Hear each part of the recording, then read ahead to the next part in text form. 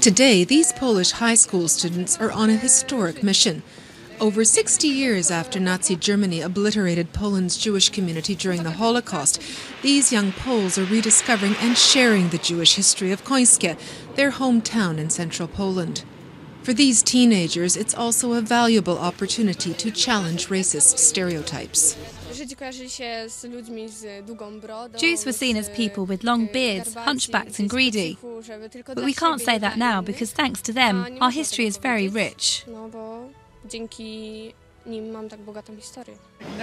Virtually nothing remains of the once thriving Jewish community in this small town. A housing estate has been built on the ground where the local ghetto once stood, and a supermarket has replaced the synagogue.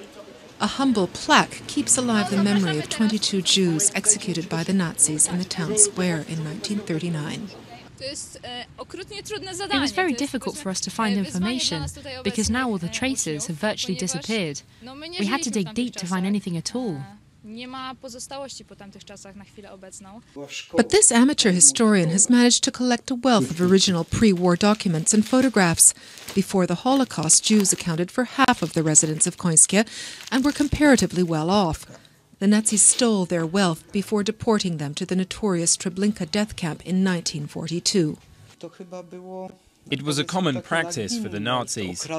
They pillaged as much wealth as they could before deporting people to death camps. After a field trip, the high school students share their findings with members of an association that promotes dialogue between different cultures. It's working with over 60 high schools across Poland to promote multicultural awareness. We'd like them to become interested in Jewish history. It's a difficult subject to broach, but very interesting, and it's still part of the community's memory.